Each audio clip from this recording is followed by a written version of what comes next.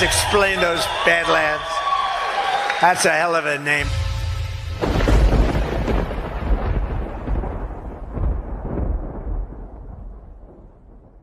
All right. Well, welcome everybody to Space Revolution. This episode is on information, power, and money. One of the most important conversations since the beginning of mankind. And my co-host, GMoney, thank you for being here.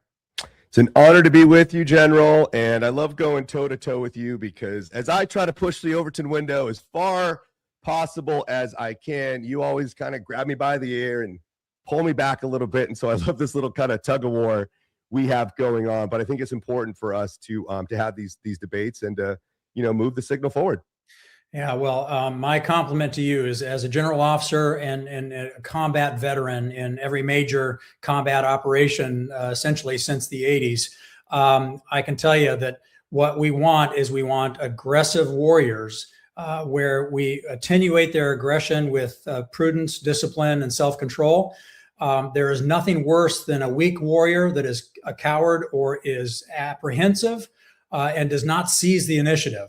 So, the fact that you are a courageous warrior that seizes the initiative is one of the most important attributes because, you've pointed this out before, but it's worth stating that this Space Revolution series is not just about the technology and how it's going to impact our lives.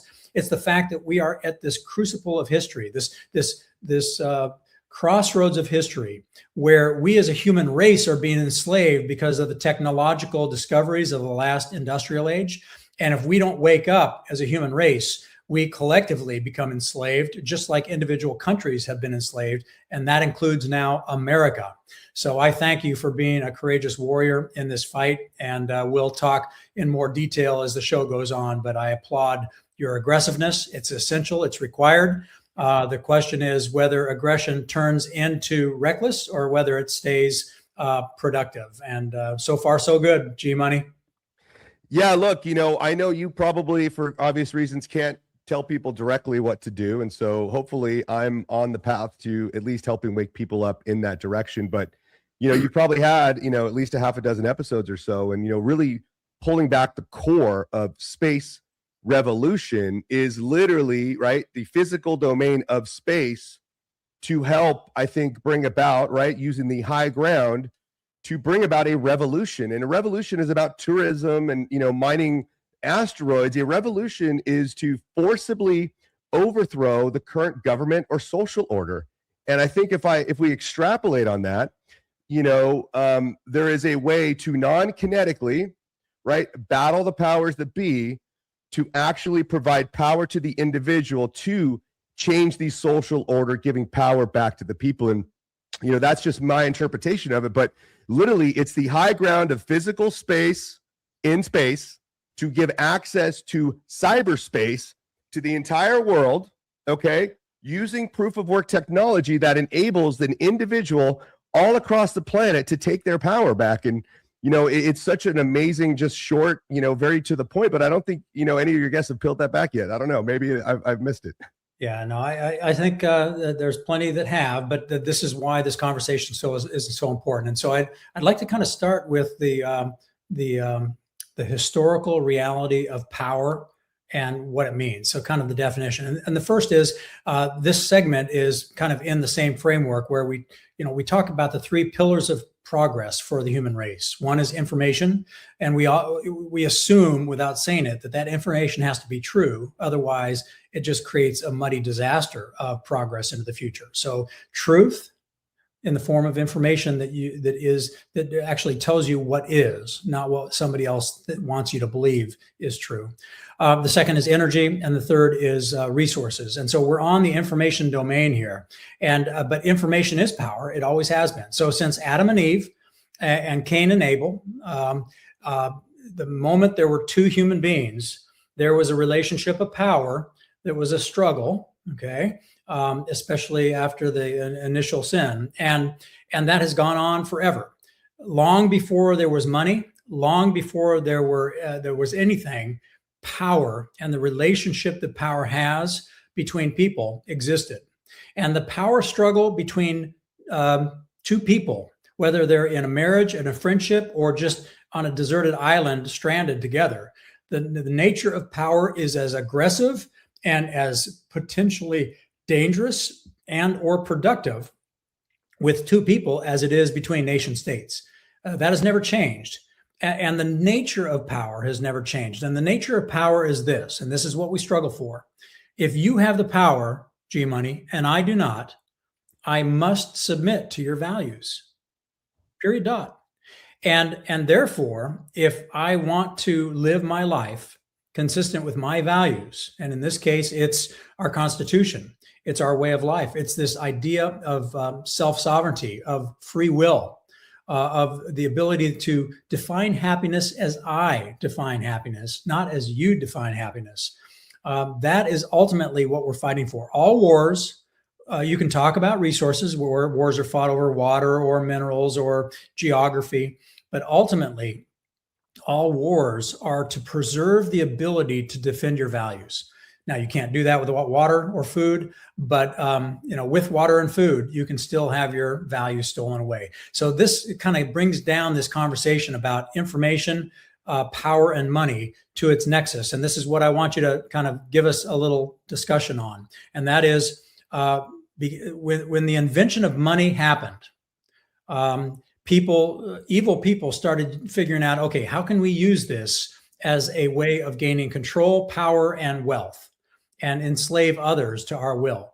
And then after the industrial age, and we got into the information age, now the internet and blockchain technologies, now evil people are scheming.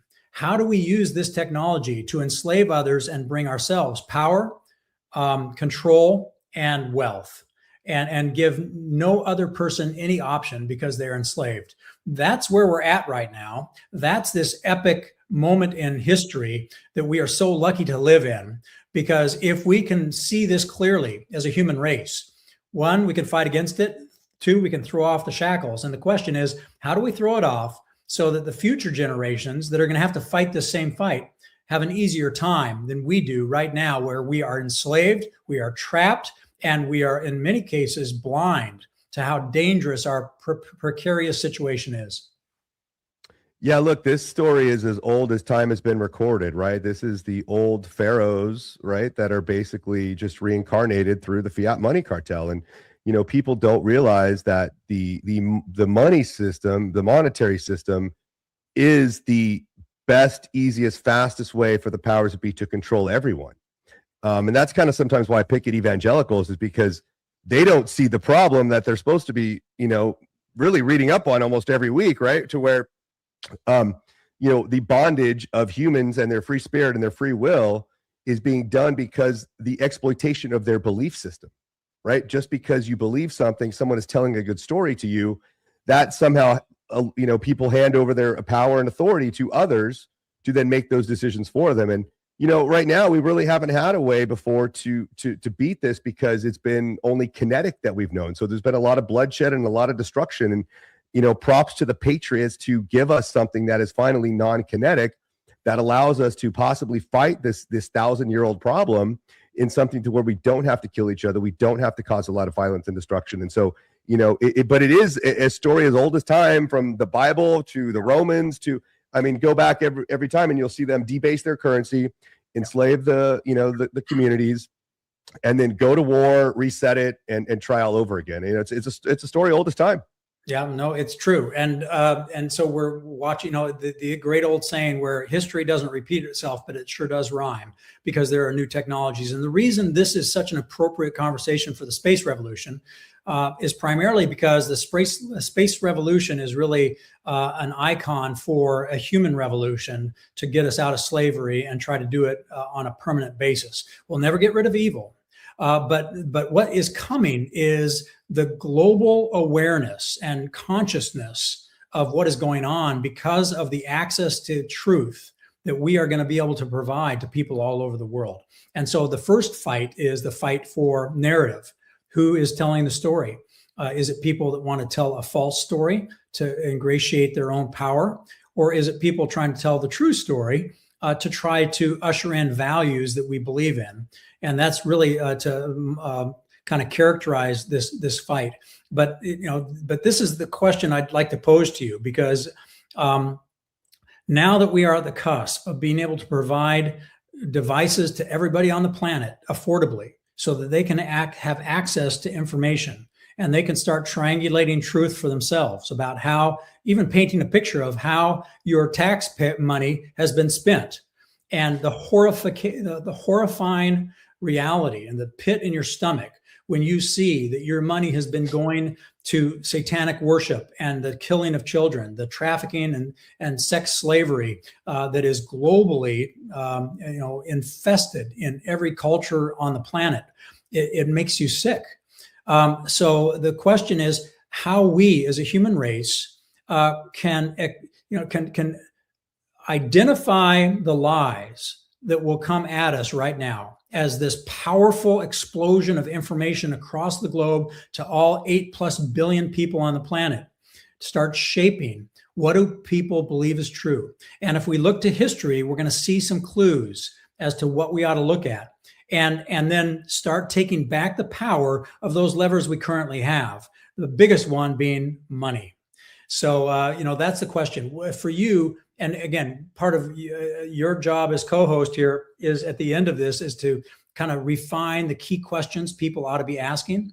But at this juncture, what should people look for as the major red flags as we watch this future unfold that they should be guarded against? Because historically, that red flag is the sign of death for their freedom, their liberty, and their free will. Yeah, I think it really has to do with the political system in general. I think there's a lot of politicians constantly selling lies to individuals to recapture their interest and recapture their authority, because what's happening now is you have people just completely enthralled with the old system. They're so domesticated in their ways of thinking that they always think it has to be this way, that I have to hand over my power to a politician. I have to vote for them in order for them to provide something for me. And I think we're just thinking in the totally wrong sense of that, because anything to do with the old system, right? There's going to be massive change to it, right? The current structure of political systems, to where a small group of people get to make the rules for everyone else, is typically not going to, it's got scaling issues, especially for this many people on the planet. And so I like to think in those terms. Like, anybody selling the old past of politics and vote and all these other stuff is really just, they're going to sell you as many lies as you're going to buy. And if you buy into it, that's great. But people really think about their human life energy, and who is stealing that in clever ways that they may not be aware of, right? Whether that's the money printer, whether that's taxation, because at the end of the day, these political figures, in the most part, are telling lies because people buy them. They're continually buying them, and they think they can regain or fight inside the system that has ever enslaved them. And you can't really take over or beat the system inside the system. It's got to be some kind of a parallel system. And so I always like to think in these parallel systems. How can we decentralize through internet, through money, through information? But the truth is going to be hard to be told in the future because of AI, right? There's so many different things coming that, how are people going to be able to tell what's real in this new world? And there's technologies now that we have to prove that with money and information and tech, but there's a lot that people are still falling for. And so you got to do your homework. You got to be an aggressive learner, like you talk about, because this stuff is coming fast now. Yeah, that's good. And that's why we're going to propose some books for people to read, because this show is about asking the right questions and then having some homework to kind of give perspective on what's going on historically. So when you study all 22 civilizations that we have decent recorded history on, and you map it through these epic changes from the agrarian age into the Renaissance, into the industrial age, and now as we are in the cusp of the industrial or the information age, that we still don't yet have the tools that you talked about where we can figure out what's true and what's not true. The question is, what has happened in the past that allows us to be wiser, more prudent owners of our own sovereignty and our own power? And one of the lessons of history, and I think one of the reasons why you get pushback by people clinging to the institutions of the day and not willing to jump to the institutions of tomorrow, is because historically, when you jump from an institution, because institutions are important for the human race, we have a gene in us that's a bit lazy, meaning that if it's not broken, don't fix it. And then you don't realize that it's broken until it's too late. And then you don't have time to fix it and you're a dead man. This is one of those things where even our founding fathers wrote our constitutional governance structure. So it was slow. It took a lot of time. It took kind of a momentum or a gravitas of ideas to kind of bring it across the finish line. So we didn't go into the future whiplashing, whack-a-mole, changing this, changing that, not really knowing what's going on, giving us time to think and understand what's really happening around us. And so this is what I am so encouraged by what I see in President Trump's strategy is that he understands that if you just tear down the old institutions because they're broken, they're stupid, and they are stealing us blind, and they are enslaving us, if you tear them down too quickly, tremendous violence and suffering, especially for those that don't have money or power, the people that actually make the economy work. They are the ones that suffer the most. And you can take a look through history at all that suffering. So like you've pointed out so many times, and I really appreciate you doing this, G-Money, is that we have a strategy right now that we are on where we can make this transition, and we are building the parallel institutions before we leap from the old to the new. And but it takes a lot of time for some people to trust the new, because the bell curve of adoption of invention is true to human nature. There are early adopters like you that see the future coming, understand exactly what's going on, and you jump immediately. Then there's the middle of the bell curve where most people wait to see that it works. It's the old adage I encounter every day in my company because we're inventing and in new things, we're innovating. And the old comment that everybody loves innovation as long as it's been done before. And that's the middle of the bell curve of humanity that always wants to see proof that the new institution is working and can be trusted before they let go of the branch they're hanging on to. They don't have the faith that they can fly.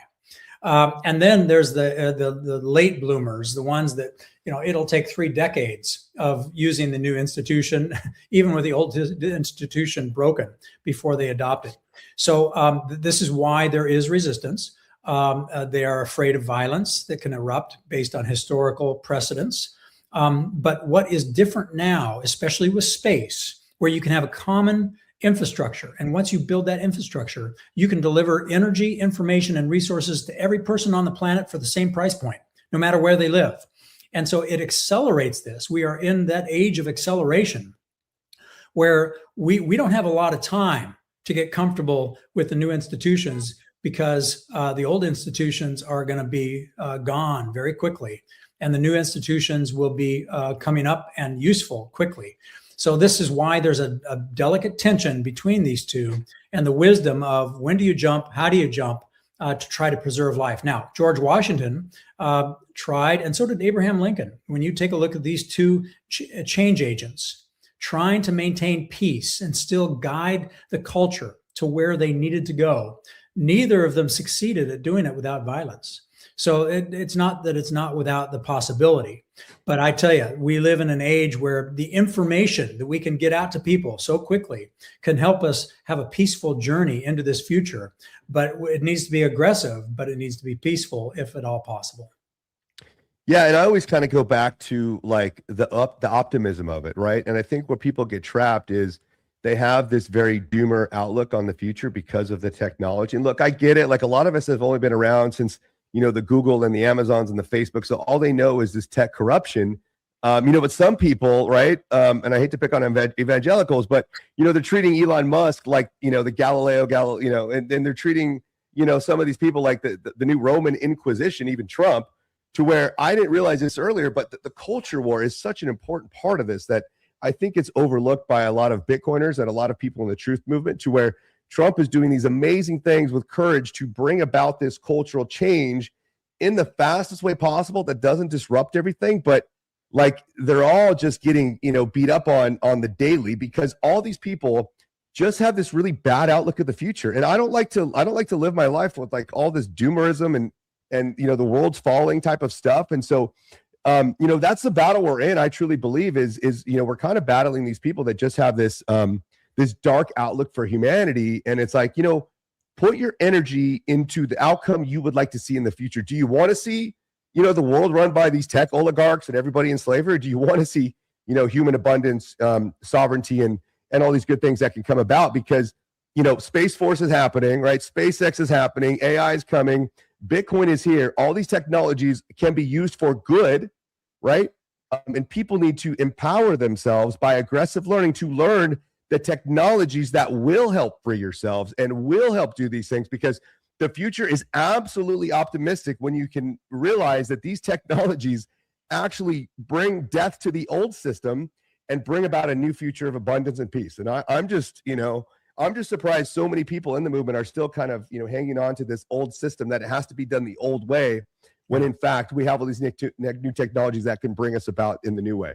Well, this brings up a point that's really important, and it's going to be in some of the books that we're going to propose for people to read to become more aware. And that is, you have to have an engaged population that actually digs in and learns these things and is not afraid of the technology. But then the other thing I'd like to bring that back to is, as we learn these things and start getting accustomed to using these tools, and these tools are literally the sword and shield and helmet of prosperity, health, and security for our values. And if you don't know how to use them, you'll be a victim. If you know how to use them, you can defend yourself against what's coming. And I'll go back to the biblical principles that I kind of guide my whole life by. And that is, God asks us to be optimistic. And I was raised an evangelical Baptist, kid of a Baptist minister and a missionary. And now I'm a Catholic. So I've seen both sides of the theology and the doctrine. And but regardless of the religious take, the Bible is clear. God asks us to enjoy this beautiful world and universe that He's created for us. He has asked us to be optimistic, and He has asked us to pray for the future of saving people and God's way, which is free will. Now, free will means you can choose evil. But if you do, bad things happen because it's not consistent with the way God has designed the universe. And if you choose good, good things happen. It doesn't mean there's not suffering, but it means good things happen. So the point for me here, as we might introduce a book or two here for people to read, is that God asks us to be optimistic. If you have faith in your worldview, that there is a God, and that God asks us to love God and to love one another as God loves us, and to even love your enemy, which is a tall order. But it's because God loves that enemy as much as He loves you. They just may have a conflict with you.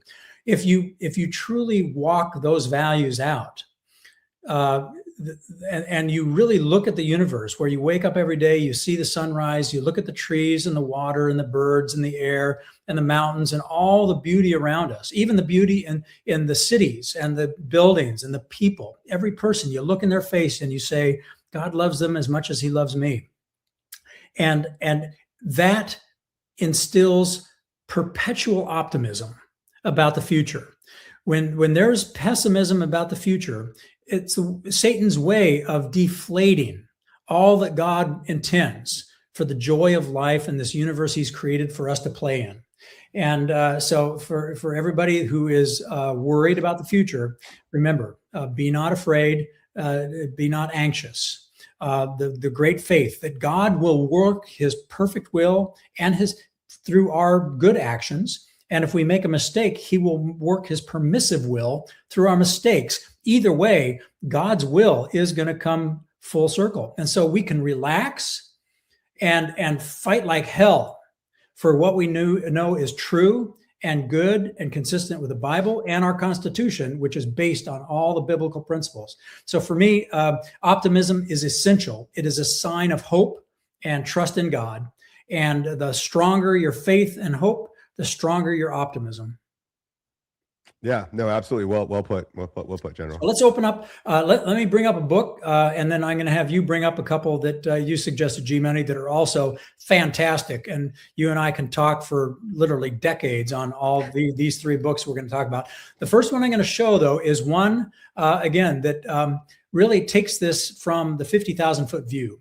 And what this person has done is he's taken the chaos that happened in World War II, and he describes how it started with information, or the distortion of that information.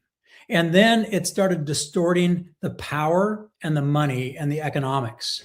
And it utilizes something we see today, this sense of collectivism or socialism, fascism, communism, whatever ism you want to talk about. It's this idea that a central planner can more efficiently decide how you should live your life to be happy.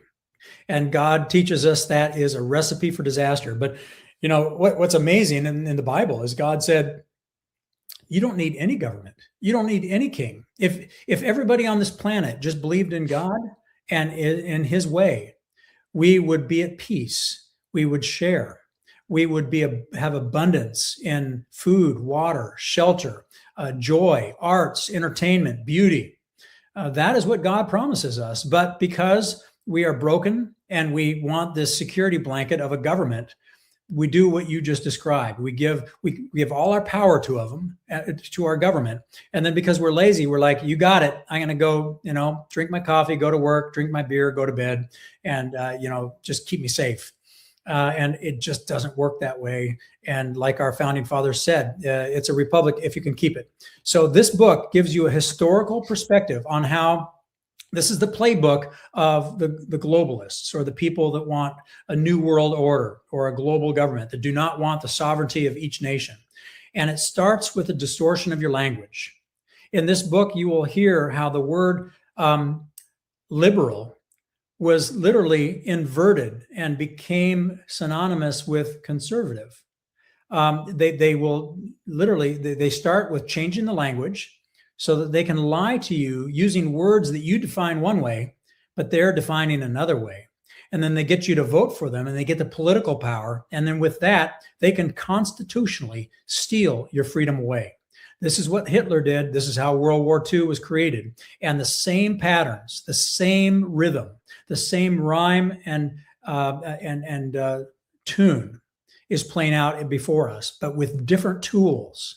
And so this book, you read it and you will see ourselves in this book. You will see yourself in this book, and you will see a generation of people that fell prey to an information warfare that distorted truth using language and the definition of terms because the people were not paying attention. They were not studying.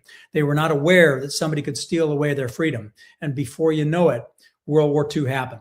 So I hope you enjoy it, read it slowly, and really let it sink in, because the exact same dynamics are playing out today, except instead of fascism and the Nazis, it is globalism and collectivism. So that's my offer to you as a space revolution audience, because this space revolution is truly the question of whether the revolution will mean the survival of the individual and free will, or the destruction of freedom and a perpetual slavery for people around the world. And as a person that has friends in every country around the world at the highest level of politics and military, the rest of the world is praying on their knees that President Trump and America succeeds here. Because if we don't, this is the last great hope of the human race surviving the chaos of the new world order, the deep state, and the collectivism that they're trying to impose on all us free-willed, independent, self-sufficient people that love God and love our neighbor. Yeah, no, 100%. And I think people need to realize, right, we are in that 5th generation warfare now, right? The 4th generation warfare of kinetic warfare, it's much easier to make the people docile, make them comply through information, right? And in the headspace, the battle space is between your head. And if they can manipulate, right, the words, the language, the culture to make you believe one way or another, you're going to believe it because you've been ingrained with those neural pathways to continue that line of thought. And so, look, this enemy we're fighting is very clever. These things are done in centuries, in decades. And over time, it doesn't seem that bad, right? Because they plan for many generations in the future. And I think the problem with a lot of us is we're very short time frame with our expectations and our satisfaction. So we look to comfort before we look to strength and freedom for the long run. And I think that's a real problem in today's society, and it's getting worse. But that book, just emulates how the power structures that be, if they can convince you, they don't need to fight you, because it's very expensive to fight every individual on the planet versus then just brainwashing a million people. And we saw what happened with COVID. They absolutely brainwashed the entire world with something covering your mask that did nothing. I mean, it's pretty amazing they got that many people to do that. And that's just evidence that goes to show you that the power of word and manipulation through the media is much more powerful than dropping bombs. It is. And you're exactly right. So on this note, there are some other books out there that you've also been recommending that help describe the tools of our age and the pattern of invention that allow us to see our way through this crisis that is as old as time in our age. Which one do you want to talk about? Let's talk about The Creature from Jekyll Island. Okay. And look, guys, if you guys have not read this book and understand that the Federal Reserve is a private corporation that was put together in the middle of the night, by some very wealthy businessmen that got signed off to essentially enslave the entire world through the creation of money. If you understand the corruption that went down just to get this done, and you'll start to understand that, you shouldn't be working for a money that anybody else can print for free, right? That is a stolen energy, stolen wealth. And what we have is now, this was created in 1913. And so we've been at this over 100 years, you guys. So this has been a long time. A lot of us were just born into this system. We didn't know any better. And so it's been easy for them to just play along, because money is such a thing that we don't talk about and use every day, that it's such like in the background that you don't really think about it. And so if you understand, and it's funny, this book has actually red-pilled more people than actually, it's been amazing, because once people realize like the money is fake, the politics don't really matter, because nobody likes to be stolen from, whether you're on the blue side or the red side. And this has never been about politics. And that's why I don't even care about the politics so much. I don't believe Trump is a politician in a very creative way. He's not the politician of old. And so like, when we think in terms of just red and blue, we're missing the big picture here on how a small group of people gets people to fight dividedly between different subjects just to steal their energy, right? They're parasites in the realm of a battle for your energy. And so they're constantly stealing this energy through the creation of money. And so go read this book. It's not a coincidence that, Trump is in a battle with them. We've had the FBI director talk about, this being a private corporation that has shareholders that nobody knows, has never been audited.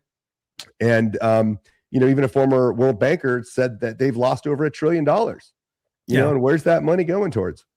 No, that's exactly right. And the reason why this is so critical in this Space Revolution series is because the Space Revolution is going to allow the entire human race to be able to paint a true picture of what's really going on with how money has been used as a weapon of enslavement. This book helps you understand that. But the theory here is that as we get to this place where every human being on the planet has access to truth, that if there are more good people that do not want to kill others, they do not want to enslave others for their own selfish reasons, that we can overthrow those that have enslaved us. And the reality is, it is a very small number. It is an incredibly small slice of the human race that have, over the centuries, literally gained so much money and power because they're smart and they've been slow, and they have used education as the seed corn. They've hijacked education of our children that used to be in the home with the values of a family. They have hijacked that, and now kids that grew up in the 50s and the 60s are CEOs and leaders of faith, leaders of corporate, leaders of our politics, all of which have tremendous power.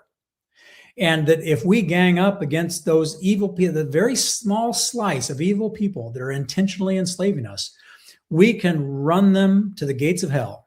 And we can make every cockroach that is hiding in the dark, whether they're doing evil things like satanic worship or enslaving children, sex trafficking, human trafficking, all of the mob activity, we can shine a light on them and we can chase them to the ends of the earth. That's the space revolution.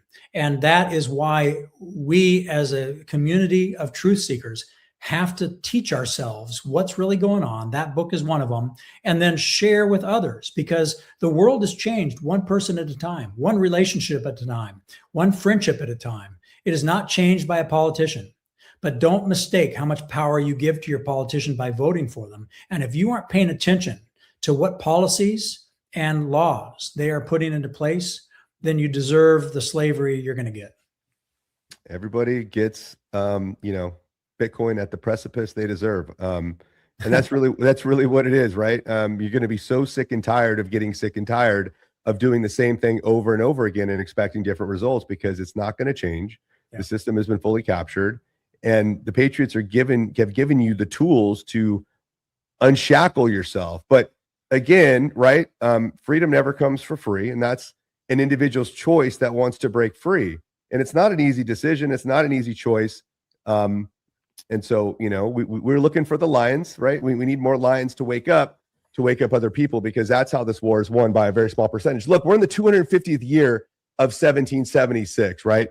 There was a 3% tax on tea that they said, you know what, to hell with this. Right now, we're being taxed over 50% or more with taxation and inflation.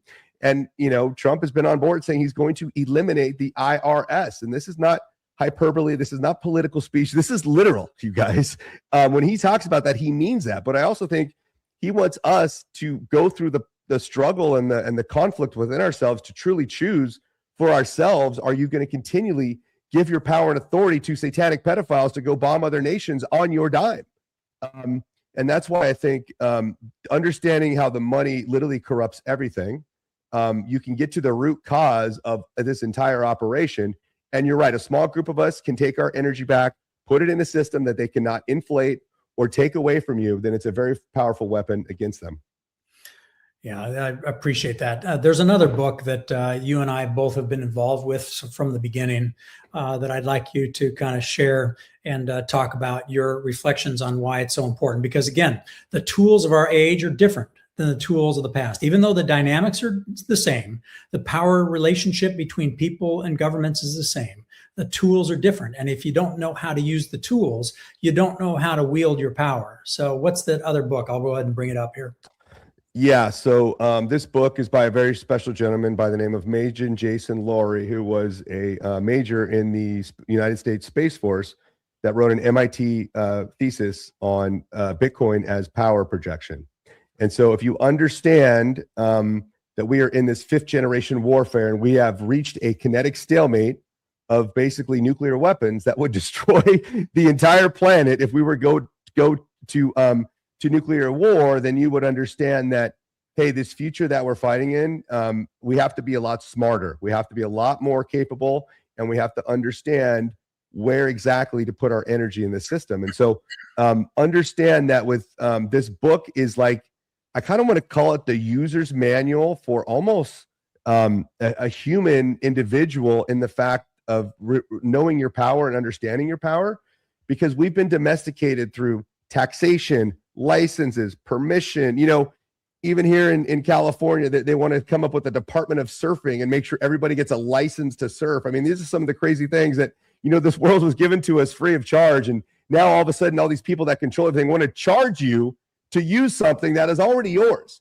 And it's absolutely preposterous that we continue to fund the enemies that are using these powers against us. And so this book is literally the instruction manual on how an individual can take their power back through cyberspace, that you can hold the ultimate power over a tyrannical, leader or government, that no government, no official can actually take this from you.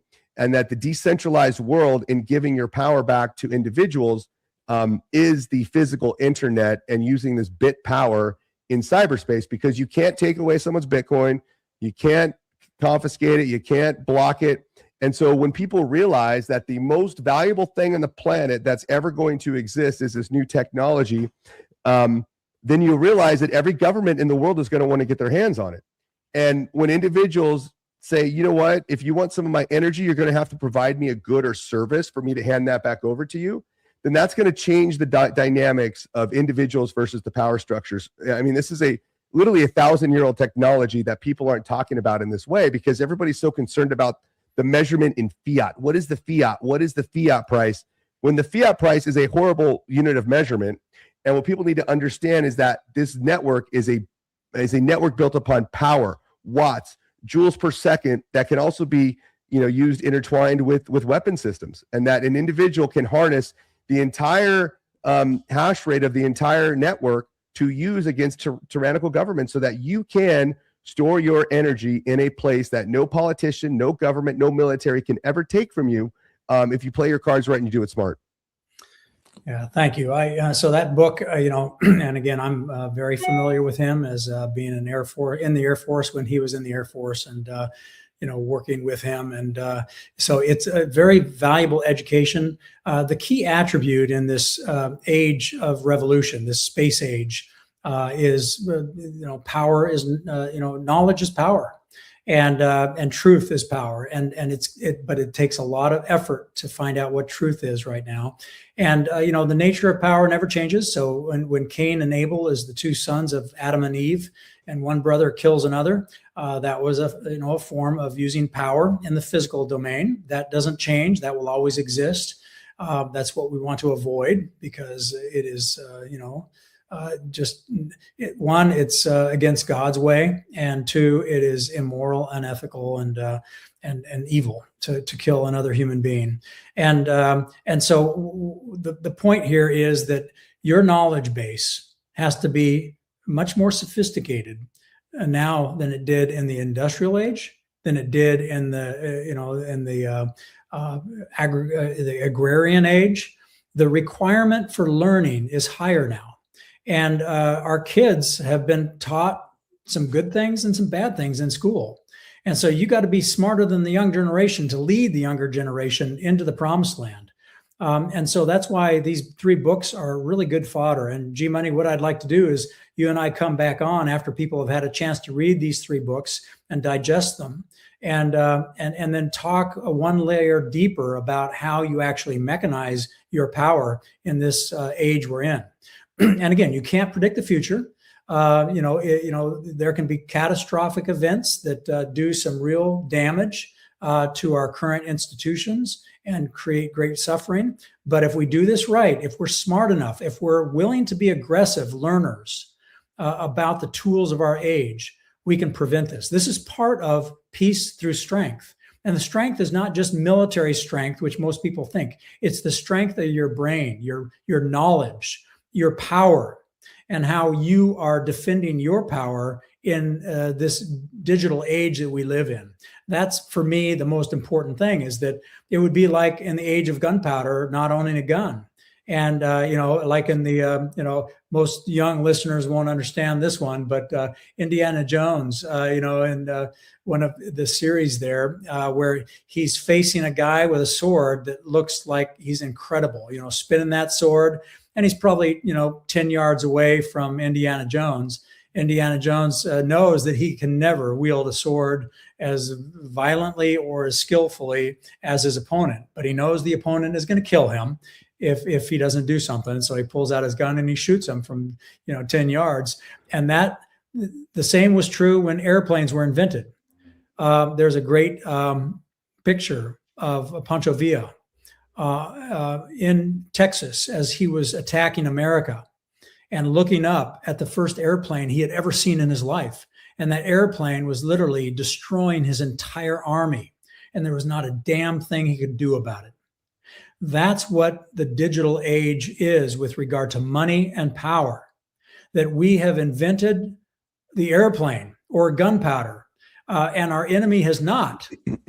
And the question is, are we going to use it and win, or are we going to be so lazy we don't learn it and we lose? The choice is ours. And it's just one more example of the human creature who is infinite, loved by God, being asked, are you willing to fight for your freedom, or do you just want to die or be a slave? And believe me, many people want to be slaves. I mean, when Jesus rescued the Israelites out of Egypt, and they were in the desert, and all they were eating was manna, and they were pissed off because they didn't have meat. They was like, we want to go back to Egypt and be slaves of Pharaoh so we can have meat instead of eating this bread. And so God gave them meat. He gave them birds every day until they were so sick of meat that they finally said, okay, we'll take the bread again. Thank you very much. This is how fickle the human heart is, and how lazy we can be, and how we would rather sometimes be enslaved than be free. But that's to misunderstand the human nature and the real purpose of us on this planet. And by damn, we better be fighters, or God's going to give up on us. And I don't want that to happen. Yeah, and you share a funny common trait with the creator of the Air Force, or the father of the Air Force, Billy Mitchell, who was actually put under court-martial when he told the Army to invest in this new technology. And just like you, as the father of the Space Force, I think we should put it, to where you were telling people about this amazing technologies of space, and you still have flat earthers out there telling you the Earth is flat. But anyways, I digress, because as you go along in this path, you realize that, how are you going to get to that other side? What is the bridge, right? In Bitcoin, like you were talking about, is this digital exodus to where an individual has to, but the other part of that is the courage. There's a lot of smart people, right? But it's the courage that is essential to tie these two things together, the courage and the optimism. That's a much, much more rare trait than people that are smart enough to figure it out. And so we're looking for the courageous out there, because this is a battle that requires courage, just like it did back then. It's nothing new. And it's going to be the courageous warriors that step up for the battle. Yeah, and they're out there. And I'm not the father of the Space Force. When you map the birth of the Space Force, that started in the 60s, where people could see what was going to come. But then government and the bureaucracy and special interests and the military-industrial complex has kept this suppressed for decades. So there are so many unsung heroes through the years. I'm just one small voice in that chorus of people.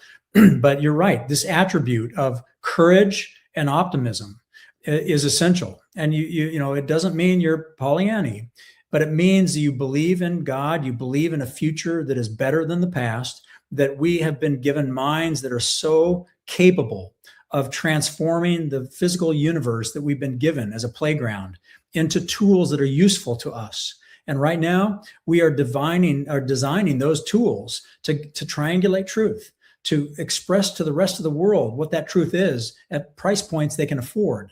And that's the space revolution. It's the revolution in providing every person on the planet affordable energy, information, and resources, the likes of which they have never had access to before, and the transformation of the human race, and allowing the human race to truly weigh in on this conversation versus a very small number of us in Western civilization that have access to the internet and the technologies we're talking about. Now we can have an army that is much larger and tap into the brilliance of people in an African tribe that are smarter than anybody on the planet. They just have never had the opportunity to understand and build on the shoulders of the giants of the past. This is the great beauty, is we tap into the art, the diversity, the beauty, and the intelligence of every person on the planet like we have never been able to do in the history of mankind.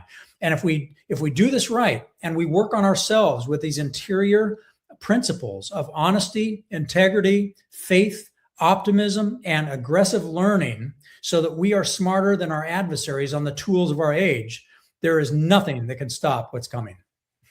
Well, and you've said it perfectly, because look, it's really truly a numbers game at the end of the day. And there's a lot more of us than there is of them, and it doesn't take much. There's studies been shown that you only need about 3.51% of a population to peacefully protest. That's to right. Where it makes a major swing in the way things go for individuals. And that's why, the courageous and the optimistic are really who we're looking for. And, to the haters and the doomers and stuff, like, you guys are eventually going to get a real hard lesson in physics when you get a foot up your ass, when the rubber hits the road, and you realize that if you do not take shelter, if you do not learn the ways of fire, if you do not wield a shield, you are going to get burned. You are going to get decimated in every possible way, and that you as an individual need to stop the bleeding. You need to stop the parasites from feeding on you, and you need to wake up like now. You're running out of time. I hate to break it to you. No, it's true. And, it's a sobering historical lesson in truth, but it's worth the audience reading if they want. And that is that so many Jews in Germany went along, to get along, worked hard at their businesses, would never imagine in a million years what was going to happen. And then because they kind of ignored some of the signs, the red flags that they could see, before they knew it, there was nothing they could do. I mean, there was nothing they could do. The stormtroopers were at their door with guns. Their children, their family were split apart and taken to concentration camps. And when they looked back, they were like, how stupid could we have been to see the red flags and not do anything about it? And underestimating the power of the government to have march-in rights, to come to your door and basically tell you to come with them at the point of a gun. And there was nothing they could do. That powerlessness is something that is enshrined in so many books across the globe, a warning to future generations to never let this happen again. But with laziness and the education system being hijacked, it's upon us again. And the good news is we have some time. How much time we have, we don't know. We have enough time until it happens. Are we prepared? And America, we're lucky to have the rights to own a gun, and but you got to be trained, and you got to be gutsy. You got to know how to use it. You got to know how to deal with people. You got to know how to organize your family, your neighborhood, your community. And you got to be courageous, and you got to be brave, and you got to be optimistic, and you got to be kind. These are the things that will save us. And I thank you, GMoney, for being one of those warriors on the leading edge of this, preaching that we have to be active, but also peaceful. But, peace, as the great speech, peace, peace, there can be no peace. They got to that point in our revolution as an American revolution. We are now at a space revolution that's going to change the world. The question is, are we proactive enough to have peace through strength, or are we going to be lazy and not act on what we know and end up having a violent future that we all regret? I want our history books to tell the happy story about how we changed the game in a peaceful way because we saw the signs, we learned from history, and we were willing to have the courage and the optimism early enough to have peace through strength. That's what our president is doing. That's what we're going to do as a truth community. And I thank you for your warrior spirit, GMoney. Well, thank you, General. It's been an honor to be here today. And in this battle that we're in the peaceful revolution, in the spirit of digital 1776, as I like to call it, we are putting together a peaceful tax revolt virtual event on April 15th to where individuals can just simply opt out, because your consent to tyranny, right, whether you say it or not, you are complying through the system of taxation and inflation. And I truly believe that when we stand up to tyranny and we refuse to give their power to them, that eventually they're going to have to come back and negotiate with us, right? Because this is maneuver warfare at its finest. If you invite the corrupt people to come battleground on a system that cannot be co-opted through politicians and the money, then you really truly understand that you are in a system that they cannot change no matter what happens. And so when you force them to come to a battlefield that they are weak in, you make them come and drop to their knees to comply with the new rules, whether they like it or not. And so I think we're just in a really special place in history. And I think, the courageous and the optimistic are going to win this. Yeah. So it reminds me that information, power, and money is, again, as old as time. And it reminds me of what Jesus said, because he was presented this same dilemma. And when the Pharisees and the Sadducees and the Romans were asking him about money and Caesar, he said, well, show me the coin. And he saw the image of Caesar, and he said, render unto Caesar what is Caesar's, and render unto God what is God's. And so this delicate balance where the government does give us things we need. There are institutions that are critical. the human condition cannot survive with critical institutions. And those have been propped up and served us well in the past, and now they are not serving us well. The question is, how do you go about rendering to Caesar what is Caesar's and rendering to God what is God's, without provoking the violence that comes with a government that is willing to kill you if you do not obey. And this is the great wisdom of our time, is how do we do this peacefully in a way that renders unto Caesar what is Caesar's, but renders unto God what is God's.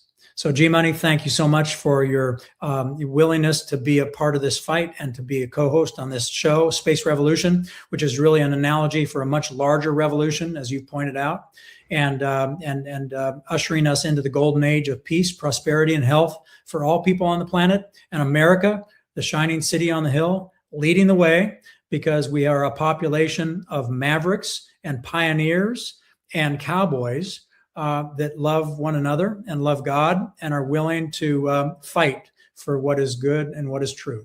So thank you very much. See you later. Okay, we'll see you next time. And to all our listeners, this is pre-recorded, so we will go over, and GMoney is going to be on the chat at 6 o'clock Wednesday night. So he'll be answering your questions and throwing spears back and having a lot of fun. And we will do this live every time we can. But there are some times that we have to pre-record, and we'll try to avoid that. But thank you for listening. Thank you for being a truth seeker and fighting for our freedom. Good night. Good night.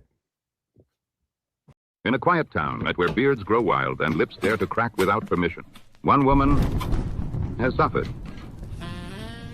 Hi, I'm Margie, and I'm Jadriet's mother. But the world would come to know her by another name, Madame Margie, the moistureless. Jay came home with a lip balm. It's called Soft Disclosure. With one miraculous application, her power awakened. Within one day, my lips were healed. It was miraculous. But salvation came at a cost. For in the shadowed lands known only as Badlands, You boys at Badlands are so handsome. she saw potential, You're covering up your beautiful faces. and she made her demand, Shave them all off, or face the consequences. Beard oil will not save you now. and you'll look so much better. This summer, moisturize wisely and guard your beard, because Madame Margie, the moistureless, is always watching. Thank you so much for joining us, and don't forget to hit the thumbs up on this video. And a special thank you to all of our advertising partners. Please remember to shift your dollars to support those businesses that support Badlands Media.